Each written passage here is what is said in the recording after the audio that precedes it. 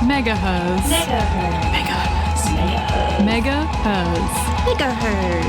You're listening to MegaHerzzz on 4ZZZ. You are listening to MegaHerzzz here on 4ZZZ 102.1 FM, 4ZZZ's feminist and social justice show. First of all, we would like to acknowledge the Yagara and Turrbal people as the sovereign owners of the unceded land on which we live and broadcast.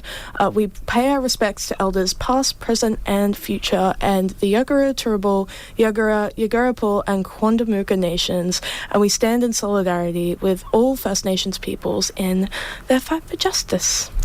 But yeah, my name is August, my pronouns are they, them. I'm Sisi, my pronouns are she, her.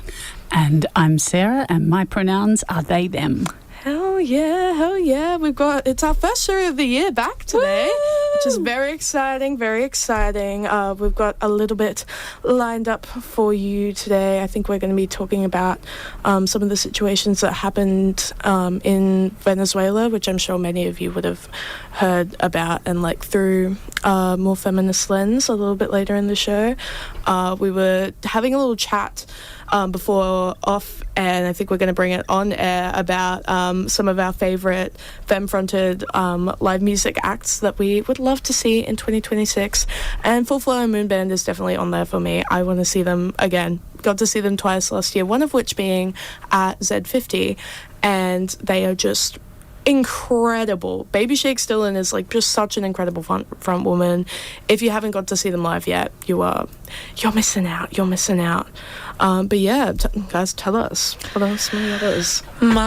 Speaking of incredible performers, I am very excited to see Lambrini Girls at the Princess or the Tivoli. I'm not sure which one it is. I think it's the Princess the Princess February at on the 25th of February. And I know that they're not going to be allowed to do this, and I shouldn't talk about it on air, but like in a lot of their live performances they jump from like high points, and there is like a whole speaking of mezzanines, there's like a whole mezzanine at the Princess. Yeah. No, like, but they would like die if they did that this at is the true. Princess.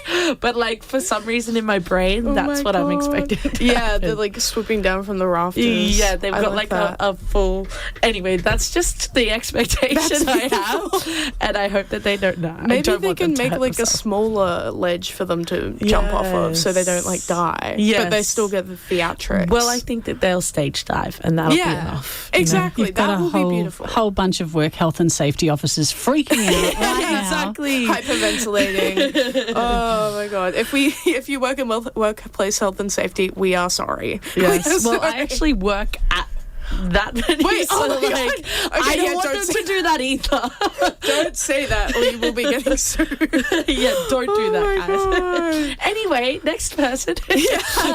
I'm pretty excited about seeing Lambrini Girls. Hell yeah. And as we were having our conversation about what bands that we wanted to see, I got so excited that I actually bought myself tickets while the last song was on. So I will be going to see Lambrini Girls. But now I have this deja vu feeling that I've done this before. I think I got excited last time we were talking about Lambrini Girls and bought tickets. So I might have spare tickets. If anybody wants to go, they're going to sell out for sure. I'll have to check it out. But real deja vu feeling. But that's how much I really want to see Lambrini Girls.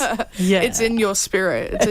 I mean, we've played Contology 101 like a fair amount, and I mean, it was my most listened to song last year. Hell yeah, as it should be. And didn't that get like number 9? It was 10, like 10. It was like was it not the only like international song? Only international song in the top 10 or 20 top 10. even, which I am so proud of. Yeah. Go 4ZZZ community. Hell yeah. We love supporting local here at 4ZZZ.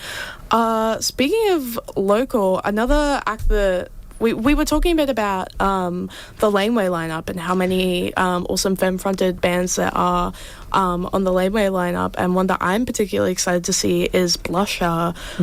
Got to see them at the Bright Side not that long ago, and they were just incredible. They make really fun, like, electronic pop music, and they're a great little girl group, and they have like synths on the stage that I just spent the entire time like gawking at, and they have this big like they had bubble guns as well. They were dancing around like spraying bubbles everywhere, and these big like the big drum pads, and it was really fun. It was a great time, and I think they will kill it on the Laneway stage. I just got the Laneway lineup up because like I'm going, but I've looked at everyone, but looking at this right now, some, not all, of the femme-fronted bands, Bel Air Lip Bombs. Oh my God, so exciting. That is very fun.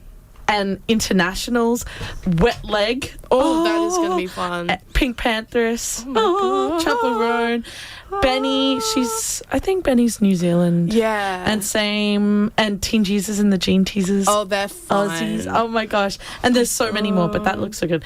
Anyway, Laneway doesn't need our promo. Yeah, this is true. We don't need to. It's this really small indie festival. Yeah, you probably haven't heard of it. It's really niche. It is unusual, though, to see such a big festival with so many femme-fronted acts in it. True, yeah. I followed this Instagram that is, I'll have to find it. Is it Festivals with Without no Women? Yeah, like that, but it shows you the, I don't know if that was the exact tag, but So I think if we're talking about the same one, they've got posters and they remove all of the bands and then that they have give you the percentage. Yeah. And usually you get an almost blank poster at these festivals. And that's not even femme-fronted bands. That's bands that contain. They just remove any band that contains zero femme musicians in that. And so to be actually seeing a poster that has so many femme-fronted bands on it is quite. It's miraculous. It's pretty awesome. And so, even though Laneway doesn't actually really need our support, let's give it to them anyway. Because I'm looking at it right now. Yeah, lineups without males. Yeah, lineups without males. And oh my God, please, if you have a moment, dear listener, go have a look because this is crazy. It's really dire. I don't think that they've updated it since last year, but it is like the Not Fest one. Crazy. So wild. But looking at the Laneway lineup, I would say that there would be at least 50%. Yeah. Yeah, actually more. Like looking at, I don't know. But that is that is what it should be, to be honest. It's not very good. It's what it should be. Yeah. But good on them regardless. Locally, I mean, there is Gash Fest happening this Friday at the Cave-In, and you could see MegaHerzz's very own Sisi Sparkle taking the stage with Gash Sound, and a bunch of other really awesome femme-fronted bands as well. I mean, we were just talking about Whale House, Sticker Bomb, Tuesday, and you mentioned there was going to be like drag king and a drag queen MCing. Both. That's very fun. Yes, I'm gonna very be excited. A hoot and a holler. A hoot and a holler. Love that. Also, our neighbour Aisha, her band Mr. Finn is having their album launch, I believe, on the 16th. Oh, yes. Olive is nodding her head, and they've got new music coming out, which is so exciting because we haven't seen some new music from them for a while. Yeah, it's been and they are an incredible band live. So if you're a fan of femme fatale, they can't promote it themselves, but we will. But we can, but we're allowed to. Yes, get and on while you're over at it, there. listen to some Tomorrow's Forecast. Yeah, you should. Absolutely. Well, so we are going. Oh, is that everyone? yes. Okay. We are going to go into a little chat, not a whole chat because we haven't got all of our sources confirmed and a complete whole rounded picture of this, but we're going to give you what we have so far and report back next week. But we're going to start this little talk about what's happening in Venezuela with a woman who has come out and at a rally in Venezuela, and she has made a speech, and obviously it's in Spanish, so it's only 55 seconds. We're going to listen to her and then I'll translate it. We've got it. Norteamérica, el pueblo consciente de Estados Unidos. Mi llamado es para ti. Detén el derramamiento de sangre. Detenga hasta el derramamiento de sangre. Aquí en Venezuela nosotros permanecemos firmes, estamos organizados, aquí no nos van a desorganizar. Todos juntos vamos a salir a defender la patria, porque esta patria es nuestra, esta patria es de nuestras próximas generaciones, esta patria es de nuestros hijos y merece que nosotros brindemos y ofrendamos la vida por ella, porque Venezuela es nuestra. Venezuela se respeta. Este es un llamado a los organismos internacionales. ¿Dónde están, carajo? ¿Dónde están? Recuerden, es la hora de la familia, es la hora de la tierra, es la hora de la chiquita. Y aquí nos vemos, compatriotas, defendiendo la tierra. Esta tierra es nuestra. ¡Viva Venezuela! Okay, for translation, the people of North America, the conscious people of the United States, my call is for you. Stop the bloodshed. Stop the bloodshed. Here in Venezuela, we remain firm. We are organized. Here, they are not going to disorganize us. All together, we will go out and defend the homeland, because this homeland is ours. This is the country of our future generations. This is the country of our children, and we deserve to offer our lives for it. Because Venezuela is ours. Venezuela is respected. This is a call to international organizations. Where are you? Where are you? Remember, it is the time of the family. It is the time of the land. It is the time of the little girl. And here we see compatriots defending the land. The land is ours. Long live Venezuela. Sorry for the failure to capture her energy, but I can't, obviously. But that was an extremely powerful speech, and I suggest you watch it. Unfortunately, her name isn't listed on any of these because it was an international broadcast, but the power in her voice, you should watch the video. I urge you to. But I'm sure all of you have had some level of information come through about Venezuela, but I, for one, am reading about it. I would not make that assumption, because I think a lot of people on the weekend just kind of woke up and saw headlines about this and went, what? Oh my God, What is that? What is going on? Yeah. And yes, I think some people will have seen previously that the US has been bombing ships from Venezuela and giving various reasons for that.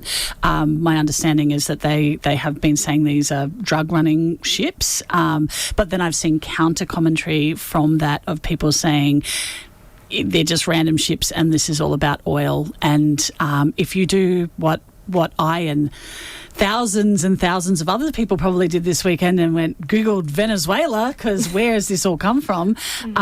It is a country that is economically suffering, and the major source of their income comes from oil. And that is a bit of a pattern that we seem to be seeing with takeovers from the US and similar countries, is dig deep enough, and in this case not very deep at all, and there is oil. It's all about the oil. Yeah. And the shocking thing to me is that this have been started historically over oil, but it's hidden beneath the surface that is the incentive. But within, pretty much immediately, Trump has come out, and I don't know if it's because he's senile and an idiot, or if he just thinks he has enough control to completely take over power of an independent country and just go in there and say and I quote, going to get the oil flowing. That is crazy. That is so wild. But then a lot of the cause for conversation is that if you aren't aware of what's happening, the US has attacked Venezuela, bombs dropped, and captured its president, Nicolas Maduro, and Donald Trump has vowed to run the country until there is, quote, proper transition of power. So, the level of self-determination that's being taken away from people. That's not a democratic process. That is like him coming in and just completely obviously, but him coming in and completely taking over and dictating the dictatorship, dictating absolutely. what will happen. A foreign dictatorship. It's and what is really concerning to me is and you know, as we were saying, you know, okay, so we've always known there's been oil in the background, but this is just open. This is just you know, I'm taking over. We're taking the oil. We're going to get the oil, and there is nothing you can do to stop us. And it seems to be correct. Yeah, just so blatant. It's been a while since we've seen something with like this blatant of like a motive behind it. It's just kind of... And the lawlessness of kidnapping a president and his wife is... it's crazy. It is. Yeah. We are witnessing... I think that we're quite desensitized to Trump's consistent craziness. But, like, can you imagine? Can you imagine somebody kidnaps our prime minister? Like, obviously that's a reach, but, like... Far out. But is it? Yeah, that's true. Exactly. I mean, it was not a reach for the people in Venezuela. Yeah, absolutely. Yeah. And you would be feeling terrified right now. And so absolutely. Some of the sources I've been reading from, like the Greens, are saying that this really is a call to action for Australians to try to get us to uninvolve ourselves from American military. Like, do we want to be on the side of people who are just starting random military coups in random countries? Like, I mean, I guess they've been doing that for many, many years, but, you know, what do we do here? And how can we support Venezuelans who are facing massive turmoil? Yeah, absolutely. We will find better answers for you and bring them to you next week. Yes, this is something we definitely would like to cross back to, like, as it keeps unfolding, because obviously this is a very fresh... This happened yesterday, did it not? I think 2 days ago. 2 days ago? Okay, my bad. But, yeah, as we get more information, we will try to report it back to you from, like, you know, from a feminist point of view, from a feminist context, because, like, it affects everyone. We are coming very close to the end of our show, everyone, and we will see you next week. Bye. Have a good one. Isn't that what feminism is about?